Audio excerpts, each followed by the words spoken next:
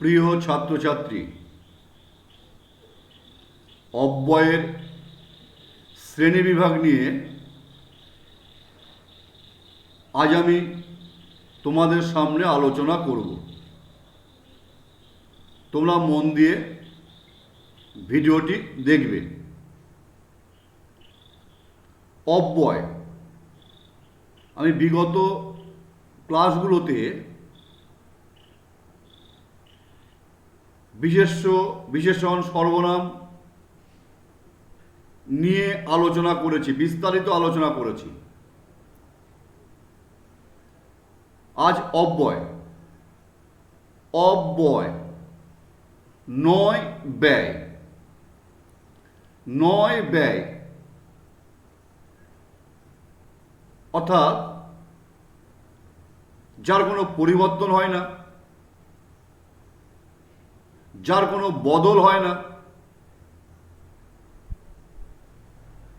সেটা হচ্ছে অব্যয়। তাহলে অব্যয় কাকে বলে? লিঙ্গ, বচন, পুরুষ, কারক ভেদে যে পদের কোনো পরিবর্তন হয় না তাকে অব্যয় পদ বলে।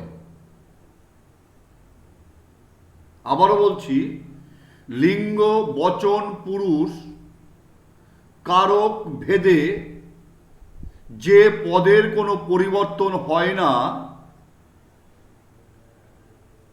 তাকে অব্যয় পদ বলে। আমরা উদাহরণ হিসেবে বলতে পারি অথবা, কিন্তু, নতুবা, নচেত এবং আরো অনেক আছে। এবার আমি তোমাদের সামনে অব্যয়ের শ্রেণীবিভাগ নিয়ে আলোচনা করব। তোমরা স্ক্রিনে দেখছো যে অব্যয়ের শ্রেণীবিভাগ। এই অব্যয়কে সাধারণত চারটি ভাগে ভাগ করা যায়। 1 নম্বর পদান্বয়ী অব্যয়, 2 নম্বর সমুচ্চয়ী অব্যয়, 3 নম্বর অনন্বয়ী অব্যয়, 4 নম্বর ধনাত্মক অব্যয়। আমি এবার প্রতিটি ভাগ সম্বন্ধে তোমাদের সামনে আলোচনা করব। পদান্বয়ী অব্যয় কাকে বলে? যে অব্যয় বাক্যের মধ্যে একটি পদের সাথে অন্য পদের অন্বয় বা সম্পর্ক বা সম্বন্ধ সৃষ্টি করে, গড়ে তোলে, অন্যয় গড়ে তোলে, সম্পর্ক গড়ে তোলে একটি পদের সাথে আরেকটি পদের। সম্পর্ক গড়ে তোলে, অন্যয় গড়ে তোলে বা সম্বন্ধ গড়ে তোলে। অন্যয় কথার অর্থ সম্পর্ক বা সম্বন্ধ। তাহলে পদান্বয়ী অব্যয় কাকে বলছে? যে অব্যয় বাক্যের মধ্যে একটি পদের সাথে আরেকটি পদের অন্যয় বা সম্পর্ক বা সম্বন্ধ গড়ে তোলে তাকে পদান্বয়ী অব্যয় বলে। তোমরা উদাহরণটা দেখো। বলছে সুভাষ অরিত্রর চেয়ে বয়সে বড় বই ছোট নয়। পরবর্তী দেখো, সবাই সম্পাদক সহ সকলেই বক্তৃতা দিলেন। সেই ঘটনার পর থেকে তাদের মধ্যে মুখ দেখা দেখি বন্ধ। মায়ের সঙ্গে ছেলেটাও কাঁদছে। ভালো করে লক্ষ্য করবে, আমি সংজ্ঞাটা কি বললাম? যে অব্যয় বাক্যের মধ্যে একটি পদের সাথে আরেকটি পদের সম্পর্ক বা অন্বয় গড়ে তোলে, সৃষ্টি করে, তাকে পদান্বয়ী অব্যয় বলে। তাহলে উদাহরণে কি বলছি? সুভাষ অরিত্রর চেয়ে বয়সে বড়। সুভাষ অরিত্রর চেয়ে, এখানে সুভাষ একটা পদ, অরিত্র একটা পদ। এই পদের মধ্যে সম্পর্ক গড়ে তুলছে কোন পদটি? কোন অব্যয় পদটি? চেয়ে। তাহলে চেয়েটা হচ্ছে এখানে পদান্বয়ী অব্যয়ের উদাহরণ। সবাই সম্পাদক সহ সকলেই, সম্পাদক একটা পদ, সকলেই একটা পদ। এই দুটো পদের মধ্যে অন্বয় বা সম্পর্ক বা সম্বন্ধ গড়ে তুলেছে কোন পদটি? এই সহ, এই সহ অব্যয় পদটি হচ্ছে পদান্বয়ী অব্যয়। সেই ঘটনার পর থেকে তাদের মধ্যে মুখ দেখাদেখি বন্ধ থেকে পদান্বয়ী অব্যয়ের উদাহরণ। মায়ের সঙ্গে ছেলেটাও কাঁদছে। এই মা ও ছেলে এই দুটো পদের মধ্যে অন্বয় বা সম্পর্ক গড়ে তুলেছে সঙ্গে। তাহলে যে অব্যয় বাক্যের মধ্যে একটি পদের সাথে আরেকটি পদের অন্বয় বা সম্পর্ক বা সম্বন্ধ গড়ে তোলে তাকে পদান্বয়ী অব্যয় বলে। পদান্বয়ী অব্যয়ের অনেকগুলো ভাগ আছে। আমি তোমাদের সামনে দুটি ভাগ নিয়ে আলোচনা করব।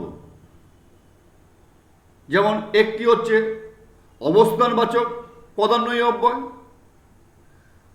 2 নম্বর হচ্ছে উপমাবাচক পদান্বয়ী অব্যয়। তাহলে অবস্থানবাচক পদান্বয়ী অব্যয় কাকে বলে? যে পদান্বয়ী অব্যয় যখন কোনো অবস্থানকে ভিত্তি করে অন্বয় সৃষ্টি করে। যে পদান্বয়ী অব্যয়, ভালো করে বুঝতে, যে পদান্বয়ী অব্যয় যখন কোনো অবস্থানকে ভিত্তি করে অন্বয় বা সম্বন্ধ গড়ে তোলে তখন তাকে অবস্থানবাচক পদান্বয়ী অব্যয় বলে।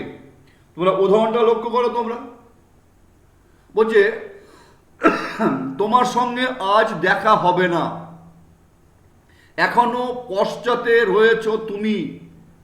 এই ঘরের পিছনে একটা পুকুর আছে, ডাইনে বায়ে তাকিয়ে যাও।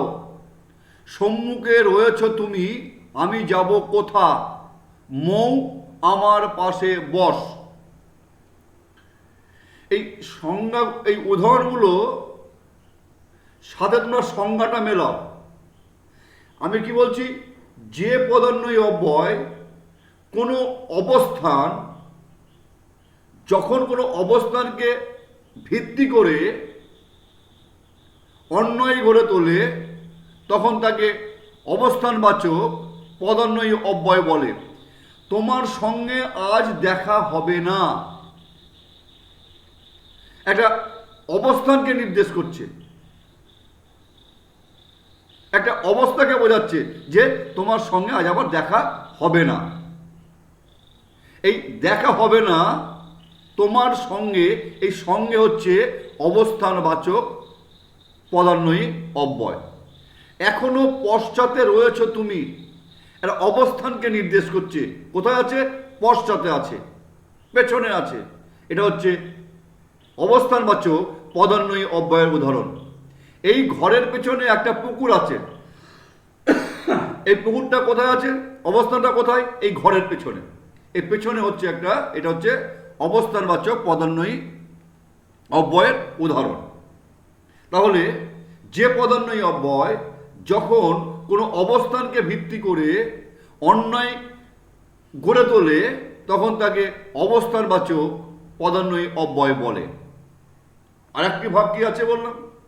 আরেকটি ভাগ আছে উপমাবাচক পদান্বয়ী অব্যয়। যে পদান্বয়ী অব্যয়, যে পদান্বয়ী অব্যয় বাক্যে উপস্থিত কোনো উপমাকে ভিত্তি করে, উপমা মানে তুলনা, যে পদান্বয়ী অব্যয় বাক্যে অবস্থিত কোনো উপমাকে ভিত্তি করে অন্বয় সৃষ্টি করে, তখন তাকে উপমাবাচক পদান্বয়ী অব্যয় বলে। তোমরা উদাহরণটা লক্ষ্য করো, বুঝতে পারবে। বলছে উপমা, কিন্তু উপমা মানে তুলনা। রমেনকে ওর ভাইয়ের মতো দেখতে, তুলনা বোঝাচ্ছে। রমেন ওর ভাইয়ের মধ্যে তুলনা বোঝাচ্ছে। দেখে যেন মনে হয় দেখেছি কোথায়, একটা তুলনা বোঝাচ্ছে। প্রায় শখানেক লোক সেখানে জড়ো হয়েছিল, এটা তুলনা বোঝাচ্ছে। রাধা যেন আজ কৃষ্ণ ভেবে পাগল পাড়া, এটা তুলনা বোঝাচ্ছে।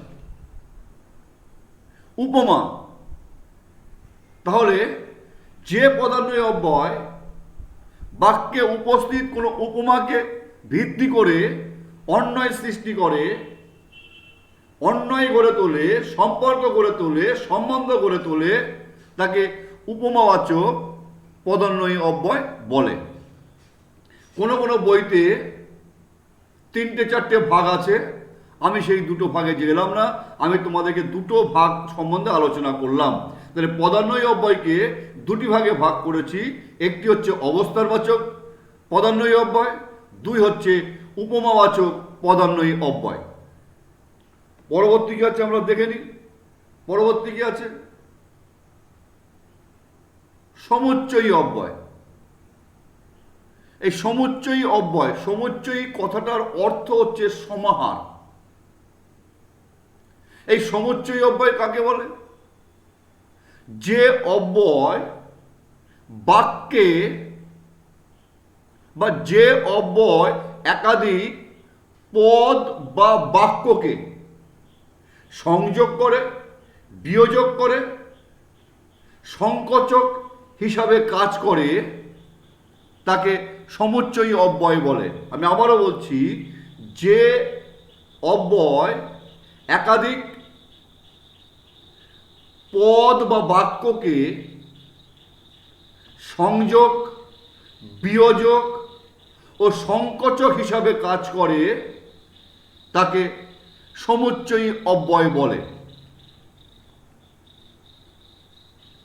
আমি উদাহরণে যাচ্ছি।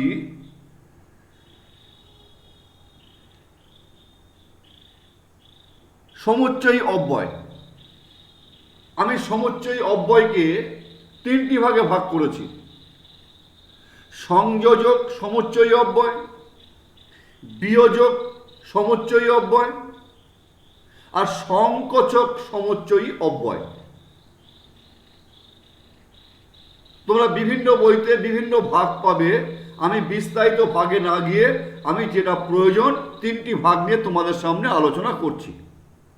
তাহলে সংযোজক অব্যয়কে আমি 3টি ভাগে ভাগ করেছি: সংযোজক অব্যয়, বিয়োজক অব্যয় আর সংকোচক অব্যয়। তাহলে সংযোজক অব্যয় কাকে বলে? ভালো করে শুনবে। 2 বা ততোধিক পদকে যে অব্যয় দ্বারা সংযুক্ত করা হয়, যে অব্যয় দ্বারা যোগ করা হয়, তাকে সংযোজক অব্যয় বলে। আবারও বলছি, 2 বা ততোধিক পদকে যে অব্যয় সংযোগ করে, যুক্ত করে, সংযুক্ত করে, তাকে সংযোজক অব্যয় বলে। অর্থাৎ যে অব্যয় দ্বারা 2 বা ততোধিক পদকে সংযুক্ত করা হয়, যোগ করা হয়, তাকে সংযোজক অব্যয় বলে। দেখো স্ক্রিনের ওপরে উদাহরণ আমি দিয়েছি, ভালো করে দেখবে। লিলি, মিলি ও চন্দনা পড়ার ঘরে বসে আছে। 2 বা ততোধিক পদকে যুক্ত করছে। লিলি পড়ার ঘরে বসে আছে, মিলি পড়ার ঘরে বসে আছে, চন্দনা পড়ার ঘরে বসে আছে। আমরা কি বলছি? লিলি, মিলি ও চন্দনা পড়ার ঘরে বসে আছে। তাহলে ও দিয়ে এই তিনটি পদকে সংযোগ করা হলো, সংযুক্ত করা হলো, যুক্ত করা হলো। সে আজ দিল্লি গেল এবং সঙ্গে ওর ছোট ভাইকেও নিয়ে গেল। সে আজ দিল্লি গেল, সঙ্গে ওর ছোট ভাইকেও নিয়ে গেল। সে আজ দিল্লি গেল একটা বাক্য, সঙ্গে ওর ছোট ভাইকেও নিয়ে গেল একটা বাক্য। এই দুটো বাক্যকে কি করলো, এবং দিয়ে আমরা কি করলাম, যোগ করে দিলাম। তাহলে দুই বা ততোধিক পদ বা বাক্যকে যে অব্যয় দ্বারা যোগ করা হয় তাকে সংযোজক অব্যয় বলে। আমি এখানে অনেকগুলো উদাহরণ দিয়েছি, তোমরা ভালো করে দেখে নেবে। আমি পরবর্তীতে আসি। সংযোজক অব্যয়ের পর কি আছে, বিয়োজক অব্যয়। এই বিয়োজক অব্যয় কাকে বলে, এর উল্টোটা হবে, দুই বা ততোধিক পদ বা বাক্যকে যে অব্যয় পৃথক করে, আলাদা করে, বিচ্ছিন্ন করে তাকে বিয়োজক অব্যয় বলে। প্রথমটা বললাম সংযোজক, দ্বিতীয় বলছি বিয়োজক। দুই বা ততোধিক পদ বা বাক্যকে যে অব্যয় পৃথক করে, বিচ্ছিন্ন করে, আলাদা করে তাকে বিয়োজক অব্যয় বলে। তোমরা উদাহরণটা দেখো ভালো করে। উদাহরণ দিয়েছি, তুমি কিংবা আমি যে কেউ একজন যাব। তুমি কিংবা আমি যে কেউ একজন যাব। সধবা অথবা বিধবা মায়ের কোনো শ্রেণী নেই, মা মাই। তুমি যাও, না হলে ভাইকে পাঠাও। তুমি এ কাজ করো, নতুবা আমি করব। সুমন বা সুজন যে কোনো একজনকে ডাকো। এখানে তুমি যাবে বা আমি যাব। সধবা মা, বিধবা মা, আমরা কি করছি, আমরা আলাদা করে দিচ্ছি, বিচ্ছিন্ন করে দিচ্ছি। একটি পদের থেকে আরেকটি পদকে, একটি বাক্যের সাথে আরেকটি বাক্যকে আমরা কি দিয়ে বিচ্ছিন্ন করছি, কি দিয়ে আলাদা করছি, কিংবা দিয়ে আলাদা করছি, অথবা দিয়ে করছি, না হলে দিয়ে করছি, নতুবা, বা। এইগুলো হচ্ছে বিয়োজক অব্যয়ের উদাহরণ। তাহলে যে অব্যয় দুই বা ততোধিক পদ বা বাক্যকে বিচ্ছিন্ন করে, আলাদা করে, পৃথক করে তাকে বিয়োজক অব্যয় বলে। তৃতীয় কি, তৃতীয় সংকোচক অব্যয়। এই সংকোচক অব্যয় কাকে বলে, যে অব্যয় বাক্যের মধ্যে ব্যবহৃত হয়ে স্বাভাবিক ফল প্রকাশ না করে বিপরীতধর্মী ফলকে প্রত্যক্ষ করে তোলে। ভালো করে বুঝতে হবে, যে অব্যয় বাক্যে ব্যবহৃত হয়ে স্বাভাবিক ফল প্রকাশ না করে বিপরীতধর্মী ফলটিকে প্রত্যক্ষ করে তোলে তাকে সংকোচক অব্যয় বলে। তোমরা উদাহরণটা দেখো, তোমরা বুঝতে পারবে। সুজন তোমাকে অনেকবার সাবধান করেছি, অথচ তুমি সেই একই ভুল বারবার করছো। আমি বলছি, যে অব্যয় বাক্যে ব্যবহৃত হয়ে স্বাভাবিক ফল প্রকাশ না করে বিপরীতধর্মী ফলটিকে প্রত্যক্ষ করে তোলে তাকে সংকোচক অব্যয় বলে। সুজন তোমাকে অনেকবার সাবধান করেছি, অথচ তুমি সেই একই ভুল বারবার করছো। তাহলে সাবধান করা হচ্ছে, সে সতর্ক হবে, না হয় কি করছে, একই ভুল করছে, তাহলে বিপরীতধ্বনি ফলটিকে প্রত্যক্ষ করে তুলছে। ওর উগ্র মানসিকতার পরিবর্তন হবে না জানি, তবু সাবধান তো করতেই হবে। এভাবে চলতে থাকলে লাভ তো হবেই না, উপরন্তু ক্ষতির সম্ভাবনা আছে। তাহলে যে অব্যয় বাক্যে ব্যবহৃত হয়ে স্বাভাবিক ফল প্রকাশ না করে বিপরীতধর্মী ফলটিকে প্রত্যক্ষ করে তোলে, তাকে সংকোচক অব্যয় বলে। তাহলে সংকোচক অব্যয়ের উদাহরণ অথচ, তবু, তবু, উপরন্ত, পক্ষান্তরে, এইগুলো হচ্ছে সব সংকোচক অব্যয়ের উদাহরণ। আমি তোমাদেরকে সামনে এগুলো বাক্যের আকারে তোমাদের সামনে তুলে ধরেছি। তাহলে অন্যান্য বইতে বা অনেক বইতে অনেকগুলো ভাগে ভাগ করা হয়েছে, আমি তোমাদের সামনে 3টি ভাগ নিয়ে আলোচনা করলাম সমুচ্চয়ী অব্যয়ের। প্রথম হচ্ছে আলোচনা করলাম সংযোজক অব্যয়, তারপরে আলোচনা করলাম বিয়োজক অব্যয়, তারপরে আলোচনা করলাম সংকোচক অব্যয়। এবার আমি আসব অনন্যয়ী অব্যয়। ন অন্যয়ী, অন্যয় মিল। অনন্যয়ী কথা অর্থ কি?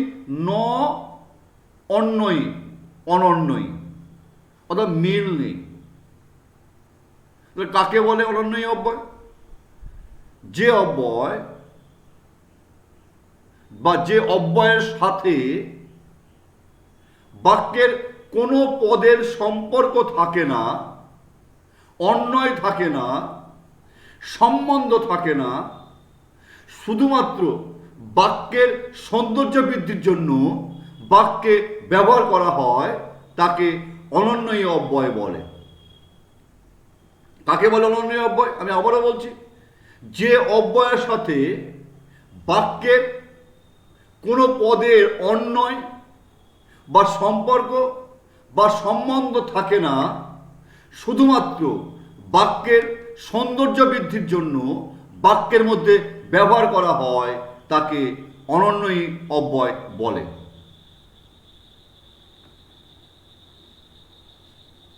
এই অনন্যয়ী অব্যয় অনেক বইতে অনেক রকম ভাগ আছে, আমি অতগুলো ভাগে তোমাদের সামনে আলোচনা করব না, কয়েকটি ভাগ সম্বন্ধে তোমাদের সামনে তুলে ধরছি। আমি প্রথমেই বলবো প্রশংসা সূচক অনন্যয়ী অব্যয়। কাকে বলে? যে অব্যয়ের দ্বারা প্রশংসা প্রকাশ করা হয়, যে অব্যয়ের দ্বারা প্রশংসা প্রকাশিত হয়, তাকে প্রশংসা সূচক বা প্রশংসাবাচক অনন্যয়ী অব্যয় বলে। দেখো উদাহরণ দিয়েছি, দেখো, বাহ খুব ভালো অভিনয় করেছো, হারটা তোমার গলায় কি সুন্দর মানিয়েছে, সাবাস, আজ খেলায় খাসা গোল করেছো, আমরি বাংলা ভাষা। তোমরা নিশ্চয়ই বুঝতে পারছো এখানে কি দিয়ে আমরা প্রশংসা করছি। যেমন ভালো অভিনয় করেছো, বাহ, এই বা দিয়ে আমরা তাকে প্রশংসা জানাচ্ছি। হারটা তোমার গলায় কি সুন্দর মানিয়েছে, এই কি সুন্দর মানিয়েছে বোঝাতে গিয়ে আমরা, এই প্রশংসা করতে গিয়ে আমরা কি কথাটাকে ব্যবহার করেছি। আজ খেলায় খাসা গোল করেছো, এই খাসা গোলটিকে প্রশংসা করতে গিয়ে আমরা সাবাস কথাটিকে এনেছি। এই সাবাস হচ্ছে প্রশংসা বাচক অনন্যয়ী অব্যয়ের উদাহরণ। তারপরে কি আছে? সম্মতি সূচক। যে অব্যয় দ্বারা সমর্থন বা সম্মতি প্রকাশ করা হয়, যে অব্যয় দ্বারা সমর্থন বা সম্মতি প্রকাশ করা হয়, তাকে সম্মতিসূচক অনন্যয়ী অব্যয় বলে। উদাহরণ দেখো তোমরা, কি আছে? হ্যাঁ, কালই আমি দিল্লি চলে যাচ্ছি। এই হ্যাঁ, কালই আমি দিল্লি চলে যাচ্ছি, এই যে একদম সম্মতি কি? হ্যাঁ। আচ্ছা, তুমিও আমার সঙ্গে যেতে পারো। এই আমার সঙ্গে যাওয়ার জন্যে, সম্মতি দেওয়ার জন্য আমি আচ্ছা কথাটিকে ব্যবহার করেছি। তাহলে যে অব্যয় দ্বারা সমর্থন বা সম্মতি প্রকাশ করা হয় তাকে সম্মতিসূচক অনন্যই অব্যয় বলে। পরবর্তী কি? অসম্মতিসূচক। এর বিপরীতটা হবে যে অব্যয় দ্বারা অনিচ্ছা বা অসমর্থন বা অসম্মতি প্রকাশ করা হয়, অনিচ্ছা প্রকাশ করা হয় যে অব্যয়ের দ্বারা, তাকে অসম্মতিসূচক অনন্যই অব্যয় বলে। তোমরা উদাহরণ লক্ষ্য করো, না, মোটেই না, সবটাই মিথ্যে, খবরদার আর এক পা এগিয়েও না। কই, না তো, আমাকে এটা দেয়নি, আমি তোমার সঙ্গে যেতে পারবো না। তাহলে এই না, খবরদার, কই, উহু এগুলো দিয়ে অসম্মতি বা অনিচ্ছা প্রকাশ করা হচ্ছে। মোটেই না, সবটাই মিথ্যে, এই না কথাটি দিয়ে অসম্মতি প্রকাশ করা হচ্ছে। খবরদার দিয়ে অসম্মতি প্রকাশ করা হচ্ছে। উহু দিয়ে অসম্মতি বা অনিচ্ছা প্রকাশ করা হচ্ছে। তাহলে যে অব্যয় দ্বারা অনিচ্ছা বা অসম্মতি প্রকাশ করা হয় তাকে অসম্মতিসূচক অনন্যই অব্যয় বলে। পরবর্তী কি? সংশয়সূচক। সংশয়সূচক অনন্যই অব্যয় কাকে বলে? যে অব্যয় দ্বারা কোনো সন্দেহ বা সংশয়, যে অব্যয় দ্বারা কোনো সন্দেহ বা সংশয় প্রকাশ করা হয় তাকে সংশয়সূচক অনন্যই অব্যয় বলে। তোমরা উদাহরণ লক্ষ্য করো, আমি ভাবলাম এক্ষুনি বুঝি বৃষ্টি নামলো। এটা সন্দেহ প্রকাশ করছে, তুমি নাকি কাল বাংলাদেশ যাচ্ছ। সে আসবে কিনা জানি না, তাহলে আমি ভাবলাম এক্ষুনি বুঝি বৃষ্টি নামলো, তুমি নাকি, তাহলে বুঝি নাকি কি না, এগুলো দিয়ে সংশয় বা সন্দেহ প্রকাশ করছে। তাহলে যে অব্যয় দ্বারা সন্দেহ বা সংশয় প্রকাশ করা হয় তাকে সংশয়সূচক অনন্যই অব্যয় বলে। আরেকটি কি? সম্বোধন সূচক। কাউকে সম্বোধন করবার জন্য, কাউকে আহ্বান করার জন্য বা কাউকে ডাকার জন্য যে অব্যয় পদ ব্যবহার করা হয় তাকে সম্বোধন সূচক অনন্যই অব্যয় বলে। তোমরা উদাহরণ দেখো, তোমরা জেলে দে আগুন ওলো সহচরী, ওই ভুবন মোহিনী মা, হে ভগবান আমায় এমন বিপদে কেন ফেললে, ওরে কে আছিস আমাকে একটু ধর, ওহে বাপু আমায় ফেলে যেও না, ওগো মা তোমার দেখে আঁকি না ভরে। ভালো করে সংজ্ঞাটা লক্ষ্য করতে হবে।